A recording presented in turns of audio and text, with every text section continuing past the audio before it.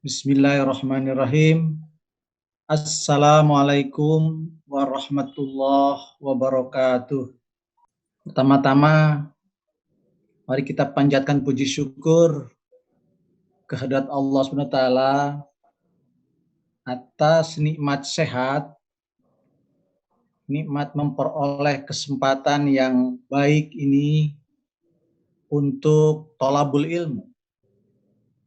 Karena mencari ilmu itu wajib hukumnya, mulai kita diwajibkan sejak lahir sampai meninggal. Dalam istilah pendidikan, long life education, long life learning. Dan ini luar biasa, di era pandemi ini kita dihadapkan dengan berbagai macam kesulitan, berbagai macam tantangan, berbagai macam hambatan, bahkan ada kekhawatiran dan ketakutan dalam beraktivitas.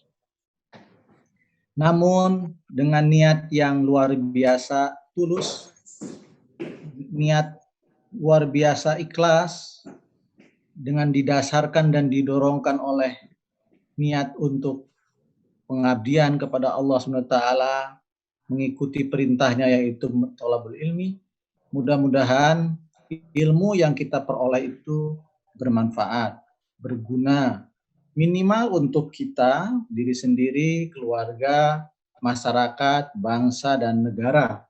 Mudah-mudahan kita memberikan kontribusi bagi bangsa Indonesia yang memang punya cita-cita yang amat luhur pada saat para pendiri bangsa mendirikan negara Kesatuan Republik Indonesia ini, yaitu untuk mencerdaskan kehidupan bangsa. Karena apa? Karena hanya bangsa yang cerdaslah yang akan bisa membangun peradabannya. Hanya bangsa-bangsa yang berilmulah yang akan mensejahterakan bangsanya. Bahkan Rasulullah pernah bersabda, siapa yang ingin bahagia di dunia, maka kuasai ilmu. Barang siapa yang ingin bahagia di akhirat, maka kuasai ilmu. Barang siapa yang ingin bahagia di dunia maupun di akhirat, maka kuasai ilmu. Mudah-mudahan ilmu ini mencerahkan kita, membuat kita menjadi lebih berlapang dada. Dengan ilmu ini kita lebih bertoleransi. Dengan menguasai ilmu ini kita lebih memperoleh cahaya kehidupan yang akan menerangi kehidupan di Indonesia lebih baik, lebih bermartabat, dan lebih beradab. Kita sedih melihat kondisi sebagian dari masyarakat kita yang ketinggalan ilmu pengetahuan dan teknologinya, sehingga merasa sulit untuk terus berkembang. Himpitan ekonomi, stres, apalagi sekarang dengan era COVID-19 ini. Banyak masalah yang disebabkan oleh COVID ini. COVID ini luar biasa, menimbulkan berbagai kesulitan, baik psikologis maupun sosial. Orang sekarang khawatir untuk berkomunikasi secara langsung. Orang sekarang khawatir untuk menyampaikan pembelajaran secara langsung. Orang sekarang khawatir untuk berkegiatan ekonomi secara langsung. Orang sekarang khawatir dengan mengadakan sebuah kegiatan seminar seperti ini. Sehingga banyak sekali program-program yang tidak optimum dilakukan. Namun demikian, ada hikmah di belakang itu semua. Kita sebagai bangsa yang beriman dan bertakwa kepada Tuhan, kita harus mengambil hikmah yang terbesar. Pasti Allah akan memberikan yang terbaik bagi umatnya. Manakala kita terus belajar, manakala kita terus menggunakan pikiran kita. Afala ta'qilun, afala tadabbarun. Itulah statement yang harus kita selalu ingat, bahwa kita adalah makhluk yang punya potensi luar biasa untuk menyelesaikan masalah ini. Bangsa yang cerdas adalah bangsa yang bisa menyesuaikan dengan berbagai situasi dan keadaan. panitia ini sangat cerdas sekarang, tanpa mengurangi nilai keilmuan. Maka hari ini kita masih bisa menggunakan dengan daring. Bapak Ibu yang amat saya hormati, dampak sosial dari COVID Corona ini luar biasa. Banyak acara-acara mungkin di sini yang sudah dirancang untuk pengembangan masyarakat terhambat. Pembangunan-pembangunan yang sudah disiapkan juga terhambat. Sehingga menimbulkan tekanan luar biasa kepada orang-orang itu sendiri. Sehingga mungkin karena ketidaksiapan mental, mungkin karena ketidaksiapan psikologisnya yang kuat. Dalam istilah psikologi ada namanya ego strength. Ego strength-nya lemah. Maka ini bisa menimbulkan bukan masalah stres lagi, tapi sudah menimbulkan distress. Ini yang bahaya. Distress adalah suatu kondisi di mana seseorang ketakutan yang luar biasa, di mana seorang kekhawatiran yang luar biasa, di mana seorang merasakan kegelisahan yang luar biasa, yang menimbulkan bukan hanya penyakit psikologis, tapi terkadang timbullah masalah-masalah fisik, sehingga orang itu bisa saja penyakitnya jantung, penyakitnya liver, dan sebagainya diakibatkan karena stres yang sangat mendalam. Nah, bagaimana kita sebagai seorang umat yang beragama selalu percaya bahwa ini semua atas izin Allah. La haula wala quwata illa billahil azim. Namun demikian, kita juga diberi potensi oleh Allah SWT sebagai potensi spiritual potensi. Dalam istilah psikologi, sekarang ada istilahnya kecerdasan, multiple intelligence. Di antaranya adalah emotional intelligence, spiritual intelligence. Mari di era pandemi ini kita tingkatkan emotional intelligence kita dan spiritual intelligence kita sehingga menjadi utuhlah manusia, yaitu orang yang cerdas secara intelektual, cerdas secara emosional, dan cerdas secara spiritual. Itulah manusia-manusia yang mulia, manusia-manusia yang kafah, manusia-manusia yang utuh, di mana dia bisa hidup dalam berbagai macam situasi dan kondisi. By Allen dan Jasonic mengatakan saat ini adalah saat contemporary society, there are many pressures that predisposition people toward condition of social and psychological disequilibrium, now is crisis. Inilah sekarang diawali dengan krisis kesehatan.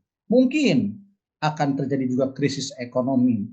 Mungkin juga kalau terus-terusan akan jadi krisis spiritual. Nah, bagaimana kita mengatasi krisis-krisis ini dengan tentunya kita punya kemampuan menyesuaikan diri. Dalam istilah psikologi adalah well-being. Well-being adalah sebuah konsep di mana kita bisa menerima diri, bisa mengarahkan diri, dan bisa mengembangkan diri.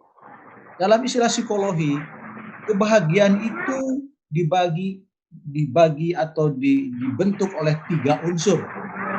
Jadi mari kita berbahagia dengan kondisi apapun. Karena apa? Karena ini adalah sebuah takdir dari Allah dan kita harus bisa menerimanya dengan baik. Dalam arti psikologi, happiness, kebahagiaan itu dibangun oleh 3 unsur. Unsur yang pertama adalah acceptance. Dalam bahasa Arab mungkin qanaah. Dalam bahasa agama yang lainnya adalah bersyukur. Bagaimana kita bisa bersyukur dalam kondisi yang begitu mencekam ini? Karena apa? Karena kita masih diberi umur kita. Gunakanlah umur kita untuk selalu beristighfar kepada Allah. Gunakanlah umur kita untuk selalu dekat kepada Allah. Gunakanlah umur kita untuk selalu taqarrub di saat-saat pandemi ini. Mungkin ini teguran bagi kita. Sejauh mana kita lebih dekatnya kepada Allah. Dan ingat, sekiranya sebuah kaum beriman dan bertakwa kepada Allah, maka Allah akan turunkan sebuah solusi yang tak diduga-duga.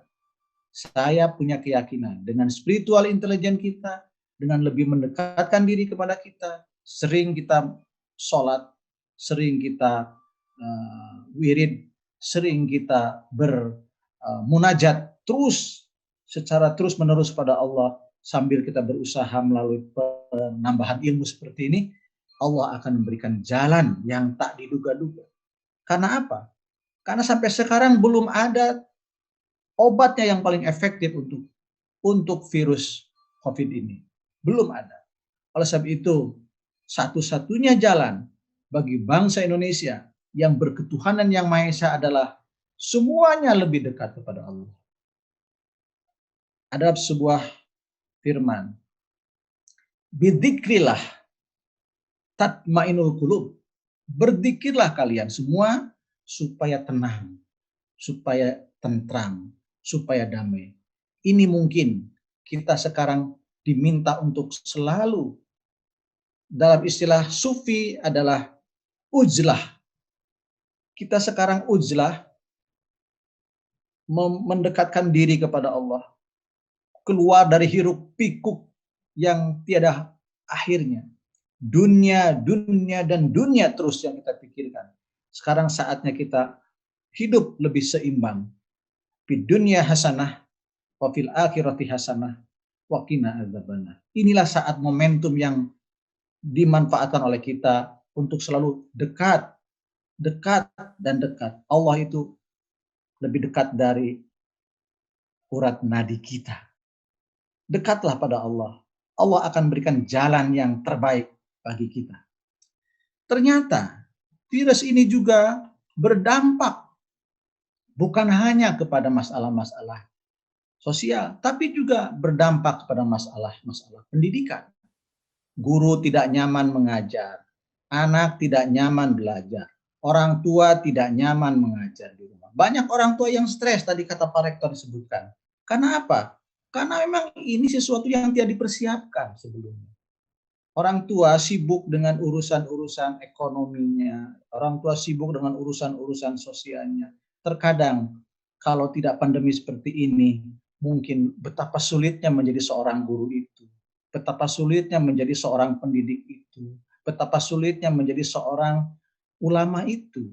Karena apa? Karena diperlukan kasih sayang yang sangat tinggi, diperlukan care, kepedulian yang sangat tinggi. Pak Jun punya rumus tentang kebijaksanaan. Tidak ada pendidikan yang berhasil tanpa kebijaksanaan. Tidak ada pendidikan yang berhasil tanpa kebijaksanaan. Dalam bahasa singkatnya, kebijakan. Kalau kebijaksanaan dalam artian yang sangat luas. Dalam istilah psikologi namanya wisdom. Apa itu wisdom? Yang pertama harus bisa ILCI. Yang pertama apa, Bu? Intelligence. Jadi tidak boleh lagi guru ini tidak pinter. Nanti saya memberikan rekomendasi kepada Kementerian Dalam Negeri atau Kementerian Pendidikan Nasional, seleksilah guru-guru yang punya kecerdasan yang tinggi. Karena apa? Karena ini akan mengatasi masalah-masalah yang semakin kesini semakin rumit. Yang kedua, di era pandemi ini perlu ditingkatkan imun kasih sayang. Karena apa? L yang kedua apa? Dalam teori-teori psikologi ada teori namanya teori Maslow, humanistik. Pendidikan itu adalah memanusiakan manusia. Anak-anak itu punya harga diri, anak-anak itu punya self esteem dalam istilah psikologi. Jadi mereka itu punya harga diri, punya dignity, punya martabat. Sehingga apa? Sehingga mereka perlu dirangkul, perlu didengar, perlu diberikan kesempatan untuk berbicara. Betapa pentingnya rasa cinta kasih itu. Ingat bagaimana Nabi Muhammad dicerca, dihina oleh orang Yahudi. Selalu Rasulullah itu dicampakan, selalu diberi kotoran-kotoran, selalu dihina. Tapi apa Rasulullah? Selalu memaafkannya.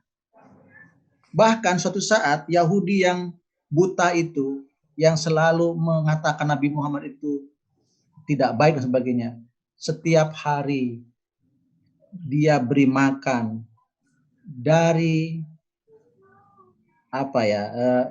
dikunyah oleh Rasulullah SAW. Itulah cinta, itulah Ar-Rahman Ar-Rahim. Makanya di era pandemi ini sering-seringlah membaca Bismillahirrahmanirrahim 1000 kali setelah subuh. Sehingga apa? Sehingga kasih sayang menyebar ke seluruh dunia dari Indonesia, yang akan menurunkan nanti keberkahan dari pandemi ini akan segera hilang kalau semuanya Bismillahirrahmanirrahim terus sampaikan. Nah, di era pandemi ini kita harus banyak ucapan Bismillahirrahmanirrahim dan menyebarkan kasih sayang. Sama di agama Nasrani juga. Di agama yang lain juga perlunya cinta kasih. Perlunya cinta kasih. Padahal 14 abad yang lalu Rasulullah sudah memberikan contoh bagaimana ketulusan itu dilakukan. Apabila kita mengajar dengan tulus dalam era apapun, mau pandemi, mau tidak pandemi, maka keberkahan ilmu akan masuk kepada anak-anak kita, dan anak-anak kita insya Allah akan menjadi anak-anak yang soleh solihah, karena dosennya, gurunya, orang tuanya juga mencerminkan kesolehan. La tahzan, la takhaw, semua sudah ada yang mengatur. Dan masalah kematian adalah rahasia Allah. Kita diwajibkan berusaha. Kalau pemerintah mengatakan jaga jarak, jaga jarak. Kalau pemerintah mengatakan cuci tangan, cuci tangan. Kalau pemerintah mengatakan distansi, distansi. Tetapi tidak menjamin orang akan hidup selama-lamanya. Nggak tahu, itu rahasia Allah. Oleh sebab itu yang penting kita berusaha. Bapak Ibu yang amat saya hormati, selain tidak nyaman, juga dalam kondisi ini mengajar itu tegang. Tegang. Banyak sekali guru-guru, mohon maaf, ini guru-guru yang karena tidak menguasai substansi, tegang. Oleh sebab itu guru-guru kuasailah bidangnya masing-masing. Makanya ada kompetensi profesional. Kompetensi profesional. Kuasai materi sebaik mungkin. Cuma tidak hanya itu. Banyak yang tegang karena apa? Karena juga tidak bisa menguasai pedagogik. Pedagogik itu kemampuan untuk mengelola kelas, kemampuan untuk memahami siswa, kemampuan untuk mengambil situasi di era pandemi ini. Itu pedagogik juga masuk di situ. Makanya ada yang namanya nanti saya sampaikan joyful. Bagaimana kita mengajar dengan penuh kasih sayang. Bagaimana kita mengajar dengan penuh perhatian. Bagaimana kita mengajar dengan penuh ketulusan. Jadi Bapak Ibu yang amat saya hormati, guru yang bagus adalah guru yang wisdom. Yang pertama adalah cerdas, tadi saya katakan. Yang kedua adalah penuh cinta kasih, love. Yang ketiga apa Bu? ILC itu kira-kira apa yang C-nya? C-nya itu adalah care, peduli. Peduli, ada kepedulian sosial. Dalam psikologi namanya minat sosial. Tokohnya adalah Adlerian, tokoh psikologi individual. Dengan gaya hidupnya, lifestyle-nya. Kata Adler bahwa hidup ini harus punya minat sosial. Hidup ini harus punya kepedulian sosial. Hidup ini harus bermanfaat. Itu semuanya ayat Al-Quran ternyata. Jadi orang-orang barat itu baru tahu sekarang. Padahal 14 abad yang lalu Rasulullah SAW menyampaikan dalam Al-Qurannya itu, dari hadis dan diambil dari Al-Quran, bahwa orang yang paling baik adalah orang yang paling bermanfaat bagi lingkungannya. Bayangkan, Ibu Husnul Khotimah, siapa yang akan menggotong kita nanti pada saat meninggal? Siapa yang akan menguburkan kita pada saat meninggal nanti? Siapa yang akan menyolatkan kita pada saat nanti kita meninggal? Kita tidak tahu. Kalau kita tidak punya peduli kepada masyarakat, tidak punya peduli kepada lingkungan, tidak peduli kepada tetangga, akan terjadi hal-hal yang mungkin tragis. Sudah seminggu tidak ada yang tahu bahwa kita sudah meninggal. Dan itu terjadi di kota-kota besar yang gedungnya tinggi-tinggi, yang pagarnya tinggi-tinggi, yang tidak pernah berkomunikasi dengan masyarakat, seminggu baru ketahuan bahwa dia meninggal, sudah membusuk. Naudzubillah min dzalik. Kita seorang guru harus punya kepedulian kepada anak kita. Kita seorang guru harus punya kepedulian kepada atasan kita. Kita seorang guru harus punya kepedulian kepada teman sejawat kita. Kita seorang guru harus punya kepedulian terhadap orang tua. Sehingga terjadilah namanya kolaboratif learning. Jadi nggak bisa sendiri sekarang mengajar. Sekarang saatnya harus sudah punya metode kolaboratif learning. Bekerja sama. Semua guru kompak. Semua guru itu saling mendukung. Semua guru saling mensupport masing-masing. Jadi tidak ada lagi di sekolah-sekolah yang egois. Tidak ada lagi di sekolah-sekolah yang mementingkan diri sendiri. Apalagi di era pandemi ini. Harus merapatkan barisan bersama-sama mencerdaskan kehidupan bangsa ini. Ingat Bapak Ibu, stres, boleh nggak stres dalam hidup? Boleh. Kalau nggak stres, Ibu tidak akan maju. Tidak boleh. Jadi stres itu memang diperlukan stres itu. Itu namanya psikologi analisis. Tokohnya Freud. Freud mengatakan, seseorang akan berkembang, seseorang akan maju, seseorang akan hebat, manakala ada stres. Ada tekanan. Coba, kalau Ibu tidak ditekan untuk kuliah lagi S1, nggak akan jadi guru yang profesional. Kalau Ibu tidak lagi ditekan untuk diklat seperti ini, tidur aja di rumah, apalagi musim pandemi. Tapi karena ada tekanan, perlunya sertifikasi dosen, perlunya sertifikasi guru, perlunya pelatihan-pelatihan, maka itu stres. Jadi stres itu di-manage. Namanya manajemen stres. Yang nggak boleh apa?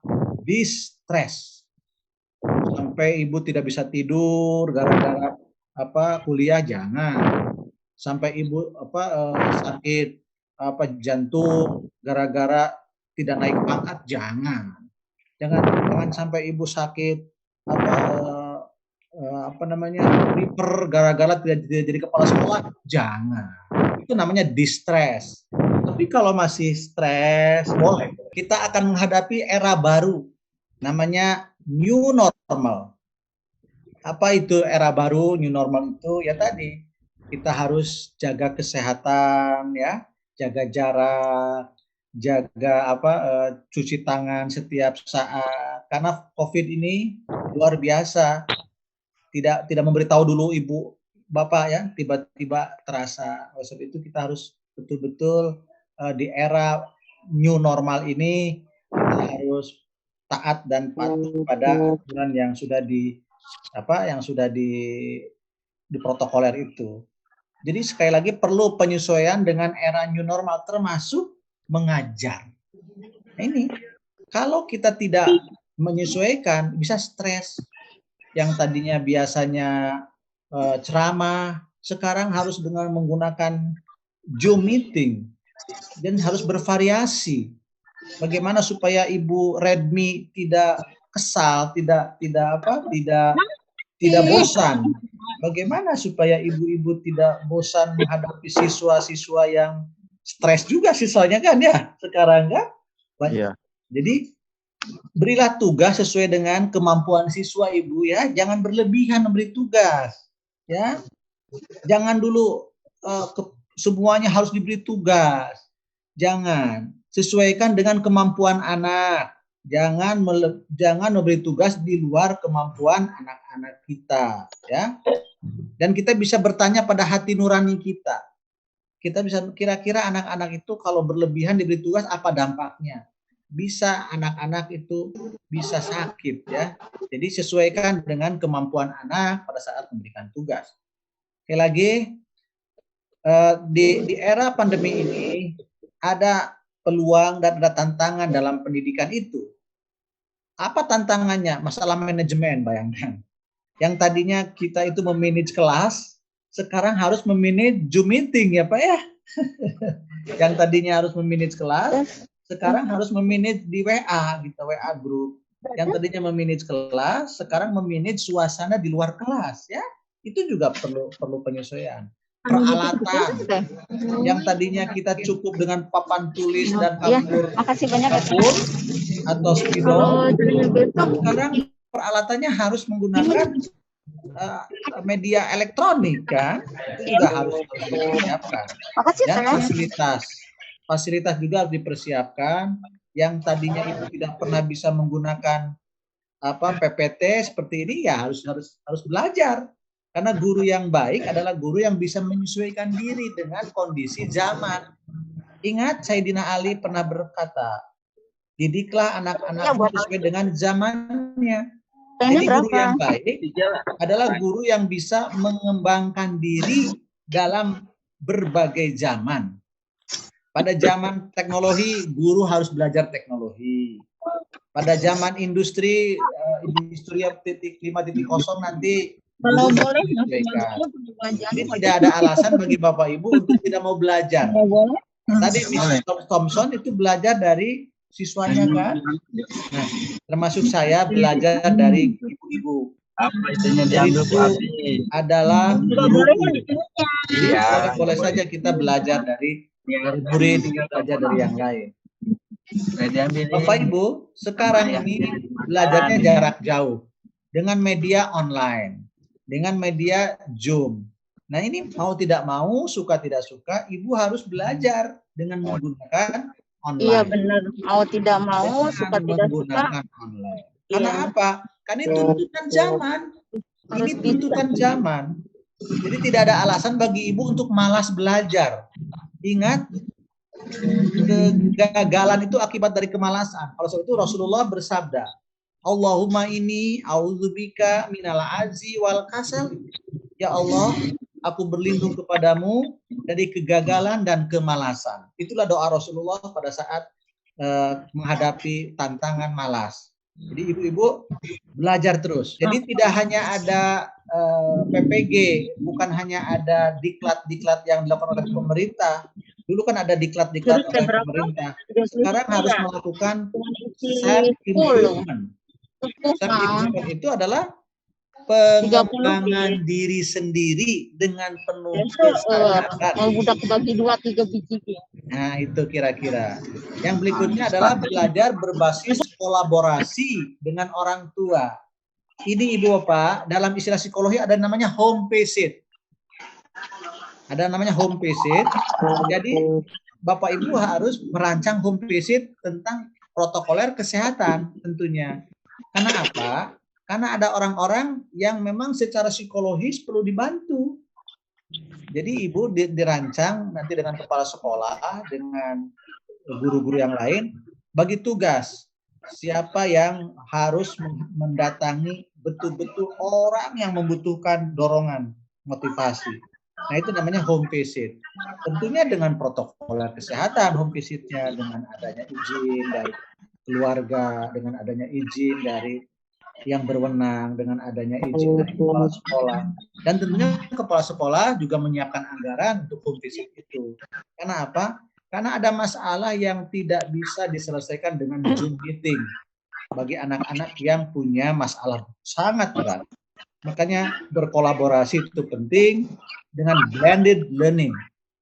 Belajar yang perpaduan antara luring dengan daring.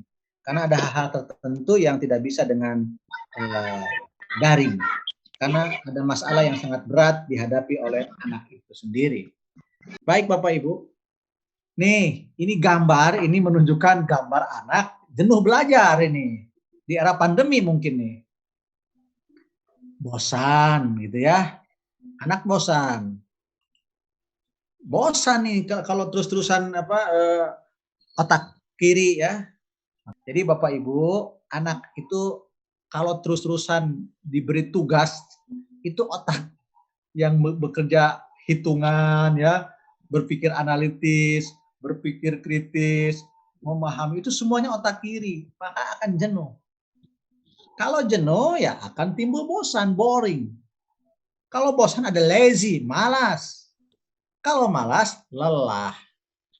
Timbul rasa rejection, menolak, enggan.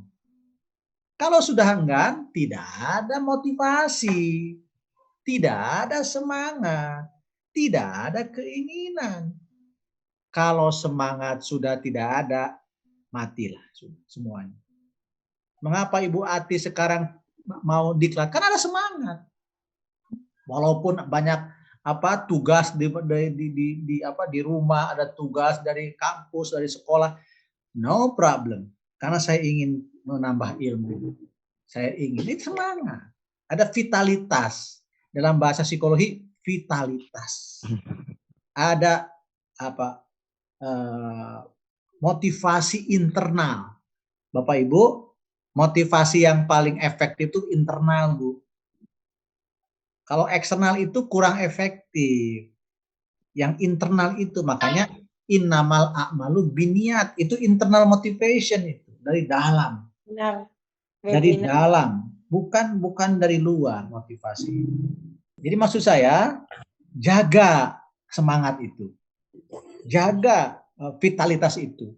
Supaya apa? Supaya kita berkembang dengan baik profesi kita. Kalau bukan kita, Pak Alex, siapa lagi yang akan mendidik itu, Pak Alex? Orang lain kan sibuk dengan profesinya masing-masing ya. Nah ini ya seorang pendidik baik di rumah maupun di kantor, di masyarakat, informal education, formal education, non-formal education. Nah ini hasil penelitian Pak. Jadi saya bicara bukan hanya bacaan, tapi betul-betul hasil riset. Ini namanya Cevallian Engagement atau engagement ya. Itu kelelahan emosi. Apa itu Bu kelelahan emosi? Depresi. Jadi kan Ibu sekarang mengenal, oh depresi itu kelelahan emosi. Kan ada ya, akhirnya frustrasi. Kalau akhirnya frustrasi, ujung-ujungnya depresi. Tekanan emosional yang amat dahsyat. Jadi hati yang lelah, kepala yang dipegang. Karena antara kepala dan hati satu kesatuan yang utuh. Bahkan ini ada penelitian terbaru ini. Di mana sebetulnya letak kolbu itu. Nah, hasil riset terbaru ternyata kolbu itu ada di dada dan tersambung dengan sistem limbik di sebelah kiri otak kita, sebelah kanan. Jadi satu kesatuan gitu. Makanya pada saat lelah memegang kepala. Itu depresi. Sedih. Jadi orang-orang yang banyak kesedihan itu lelah. Secara emosinya lelah. Cemas, takut. Nah, bicara cemas itu ada dua. Ada cemas yang realistik. Nah, kalau Pak Irman melihat harimau di depan mata, itu realistik, Pak Irman. Itu ya, tapi ada yang cemas neurotik. Contoh apa? Cemas neurotik apa? Bapak tidak bisa tidur gara-gara apa? Gara-gara sakit hati oleh pimpinan. Itu neurotik itu. Gara-gara cita-cita belum tercapai. Itu neurotik itu. Itu neurotik itu. Itu cemas juga. Tapi cemasnya cemas neurotik. Tapi kan yang cemas realistik tadi. Di depan mata ada anjing galak. Itu cemas realistik. Jadi hati-hati. Jangan kecemasan dipelihara. Manage supaya cemas itu bisa dikontrol oleh kita. Kalau enggak, bisa sekali lagi depresi. Bisa sedih, bisa takut. Nah, mohon maaf ya Bapak, Ibu. Orang gila itu depresi yang amat mendalam. Namanya apa? Kalau sudah depresi yang amat mendalam. Namanya psikosa, Bu. Namanya psikosa dalam psikologi. Dia tidak bisa lagi berkomunikasi dengan lingkungan secara sehat. Uncontrolled behavior. Coba lihat orang gila. Orang gila itu ketawa sendiri. Apa penyebabnya? Penyebabnya ada tuntutan yang berlebihan. Tadi kata Ibu siapa? Ibu Tuti ya, yang tuntutan yang berlebihan di Cirebon. Jangan sampai berlebihan. Jangan sampai melebihi memberi tugas sekali lagi kepada anak di luar kapasitas anak. Nanti anak bisa, ya Bapak Ibu, bijaksanalah sekarang dalam memberikan tugas kepada anak-anak. Jangan di luar kemampuan anak. Kasihan anak. Nanti akan menimbulkan kelelahan emosi dari pikiran jadi keperasaan. Sebaliknya, ada kelelahan kognitif. Hilang semangat. Berdaya. Nah, kan ada lagunya, ku tak berdaya kan? Ku tak berdaya. Kan ada gitu ya. Hilang makna hidup. Coba bayangkan Bapak Ibu. Kalau sudah hilang makna hidup. Selesai itu urusan. Bapak Ibu yang amat saya hormati. Kita kan selalu sholat 5 waktu yang beragama Islam. Ya. Coba mulai dari inna sholati, sholat saya. Wa nusuki, hidup saya. Wa mati saya. Wa mahyaya, hidup saya. Lillahi rabbil. Hanya milik Allah. Jadi orang-orang yang kelelahan kognisi itu bisa kehilangan makna hidup. Coba orang-orang gila, ngerti nggak mana hidup? Enggak kan? Hilang makna hidup. Nggak ada makna. Jadi kayak layang-layang aja putus gitu kemana. Kelelahan kognisi itu akan mengakibatkan sulit mengambil keputusan. Jadi mengapa orang bingung, mengapa orang bimbang, mengapa orang ragu? Karena dia lelah sekali. Lelah. Apa penyebabnya lelah? Nah, kalau tadi penyebabnya adalah kognisi, kalau sekarang dibalik. Penyebabnya karena tekanan emosi. Jadi Bapak Ibu tidak akan bisa berpikir dengan jernih anak-anak kita kalau perasaannya terusik. Harga dirinya terusik. Emosinya terganggu. Oleh sebab itu, senangkan hati anak-anak, membuat anak-anak itu merasa gembira, joyful learning. Ada satu buku namanya Exerted Learning, Pak Rusmana. Jadi baca buku Exerted Learning. Itu bicara tentang bagaimana belajar yang menyenangkan. Gembirakanlah anak-anak kita sehingga apa? Sehingga tidak terjadi kelelahan kognitif. Nah, ada namanya di psikologi namanya rasional emotif terapi, Pak. Nah, itu dikatakan bahwa kalau kita mau memperbaiki kognisi seseorang, maka ciptakan suasana yang menyenangkan pada hatinya. Begitu, Pak. Jadi itu teorinya. Jadi apabila kita ingin mengembangkan pikiran anak, maka ciptakan suasana yang menyenangkan pada hati anak. Nah, begitu teorinya. Namanya rasional emotif terapi di psikologi. Nah, dari mulai sekarang ada ilmu Pak ya tentang rasional emotif terapi. Jadi kalau anak ingin cerdas, anak-anak ingin cerdas, nyamankan hatinya, senangkan hatinya. Sehingga apa? Belajar dari dalam diri. Bukan dipaksa-paksa oleh Bapak Ibu di sekolah. Yang berikutnya ada kelelahan fisik. Jadi bukan hanya kelelahan kognisi saja yang membuat jenuh itu. Ada juga kelelahan fisik. Apa itu gejalanya Pak Alek? Pusing Pak. Kalau sudah pusing itu hati-hati tuh. Berarti sudah lelah itu apa fisik kita. Jadi luar biasa. Jadi kita belajar psikologi supaya sehat. Terkadang mau ujian sidang nih, mau yang sudah kuliah doktor, tiba-tiba diare gitu ya, tiba-tiba diare. Itu karena diporsir kerja menghafal sampai fisiknya lelah. Sehingga apa? Ototnya kaku, sakit leher, insomnia. Makan pun tidak mau, Pak. Kalau sudah lelah fisik di luar kapasitas kita, tidak ada nafsu makan. Makanya alhamdulillah Pak Alek masih nafsu makan kan? Masih. Berarti belum lelah fisiknya. Tapi kalau sudah tidak mau nafsu makan itu sudah berlebihan kelelahannya. Pakai WIB ini? Sesak nafas. Itu juga bagian dari kelelahan fisik. Menstruasi tidak teratur. Nah, ingat ibu-ibu punya anak remaja putri, kalau anaknya mennya tidak teratur, itu biasanya karena fisik tidak mampu lagi menahan kegiatan yang melelahkan.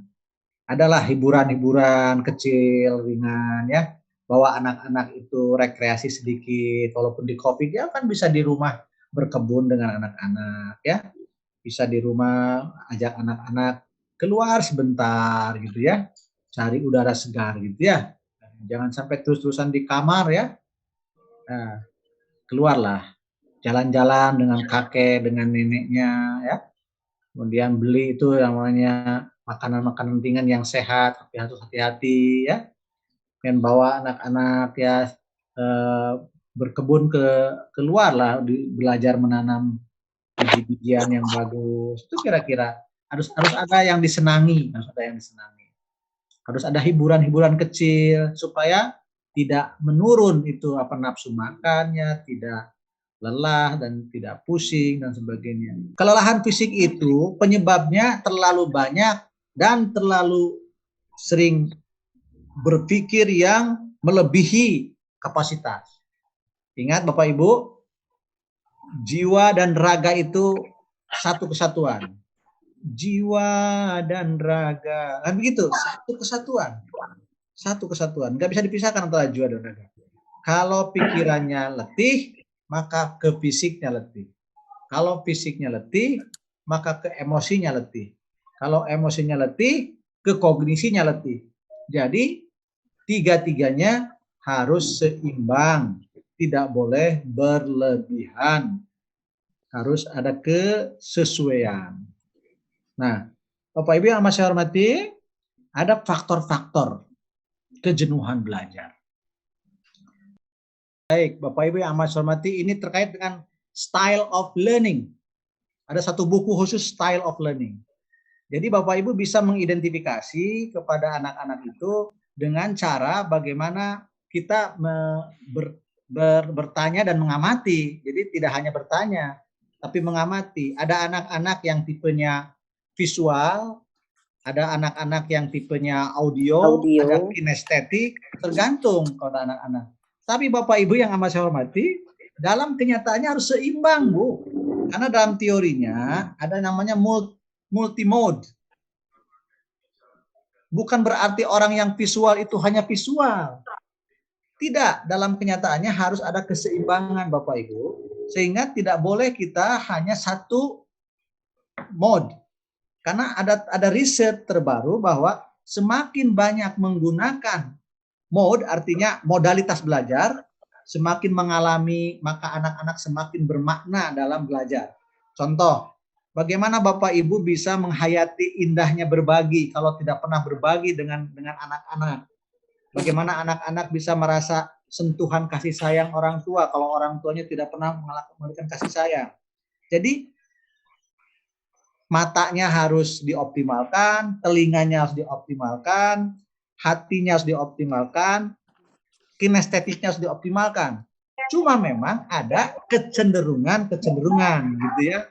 Jadi mohon itu teori-teori itu dibaca secara utuh ya.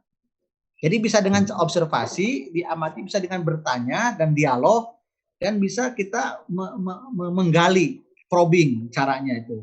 Bagaimana anak-anak.